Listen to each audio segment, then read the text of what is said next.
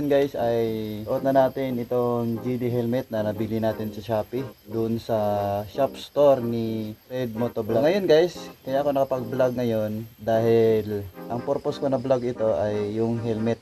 Susubukan natin na magbiyahe na suot itong helmet. Titingnan natin kung maganda ba siya sa biyahe. Bali, papunta ako ngayon sa bahay mula dito sa aking tinatrabahuan. Pupunta tayo sa bahay dahil ihahatid natin yung isa pang helmet sa bahay. So ayun guys no, pabiyahe na tayo. At gamit pa rin natin si Mio Sporty na yung binili ko na 15K as a second hand. So ayun guys no, on the way na tayo at bumabiyahe na tayo guys. Ang gamit natin na helmet ay yung GD helmet maambon.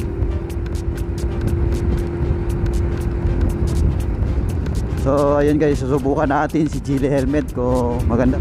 Nararamdaman ko na magaan sa ulo talaga si GD helmet guys. Hindi nakakangalay ng leeg. Sa tuwing lumilingon ako guys, kanan at saka sa kaliwa ay hindi na aalog yung helmet. Fit na fit talaga siya. Ayan na, lumalakas na yung ulan. Nagkataon. Wag naman sana tayong mababasa. At first time nang mabasa ni GD helmet. Tsaka yung mga ano niya guys, yung padding niya maganda, malambot. Fit siya, medyo masikip siya pero hindi siya matigas sa tuwing lumilingon ako guys no. Hindi talaga naaalog yung helmet. Oh. Ano?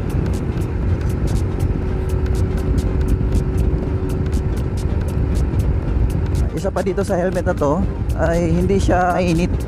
Meron naman siyang butas guys, pwede mong buksan na gusto mo ng hangin na dito sa nguso. At meron rin dito banda sa may ulo, sa taas ng ulo mo. Dalawa may butas. Pwede mo yan siyang i-open kung gusto mo ng hangin. So maganda talaga guys yung GD helmet, magaan. Tsaka hindi mabigat sa ulo. Hindi nakangangalay ng leeg. Pero yung pagsasalita ko ngayon parang meron akong merong nakapisili sa pisngi ko sa magkabilaan. Di parehas nung daddy kong helmet. Yung sinabi ko sa pag-vlog ko nung isang vlog ko na umorder ako ng helmet sa online at dumating is fake at nabudol tayo doon. So yun na helmet, ginagamit ko na yun siya sa pagbablog. Yung helmet na yun guys ay maluwang talaga. Sa tuwing lumilingon ako, naaalog. Kumbaga, nauuna yung ulo sa loob bago yung helmet. May time, pag nilalagay ko na yung cellphone dito sa nguso ng helmet at nakamount na, ayun, medyo bumababa yung helmet ko. Medyo natatapunan na yung mata ko. Kaya, ayun, bumili ako ng bagong helmet. So, nakapag-decide ako guys na sa online na lang ako bumili. At ayun, nakita ko nga yung ginagamit ni Boss Red na GD. Sabi ko, dito kaya GD maganda siguro, sabi ko. Kaya ayun, humanap ako sa Shopee. Nagkataon din na pag search ko sa Shopee, lumabas yung GD helmet na buy one take one. Pagtingin ko doon sa shop store, kay Boss Red na yung lumabas na shop store. Kaya totoo pala yung pa buy one take one niya na helmet na GD. Kaya ayun, bumili ako guys. So ito na yun ngayon na ginagamit ko. So tinetestingan natin sa experience natin ngayon, no? Maganda ba gamitin ang itong helmet na GD. Ganda talaga siya guys, no? Magaan siya sa ulo, hindi nakakangawit ng leeg.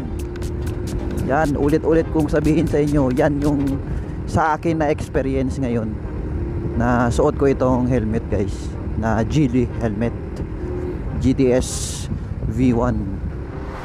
Sinubukan ko yung helmet ng kasama ko na si Franz TV. Umiram ako noon kasi wala akong helmet at ginamit ko yon at nag-vlog ako. Ayun, na-experience ko yung helmet niya guys. Large pa yun.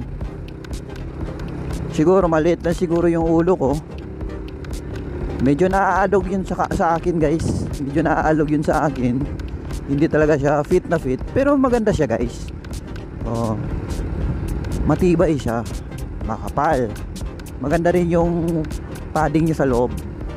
Pero yung experience ko doon na helmet sa kanya, mabigat, nangangalay yung leeg ko, pati ulo ko nabibigatan. Pero itong sa Geely ngayon na nabili ko sa Shopee, maganda guys, sulit, legit din, legit siya.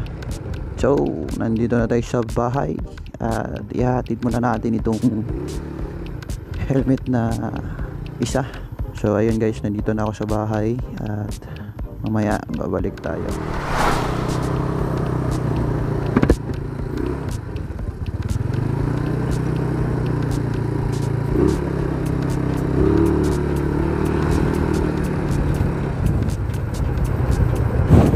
So ayun guys, at pabalik na tayo sa aking pinagtatrabahuan.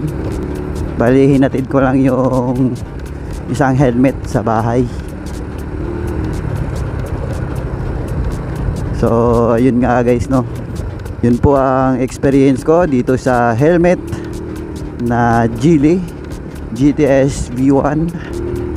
Maganda siya guys at solid na solid at ayos siya, maganda gamitin at komportable sa ulo at maganda sa biyahe, hindi nakakangalay ng leeg.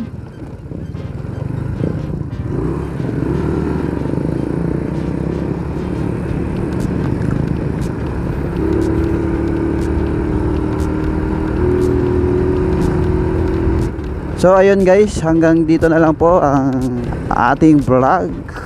Maraming salamat po sa panonood. Hanggang sa susunod muli. Good vibes, good riders. Ron Motovlog. Ride safe.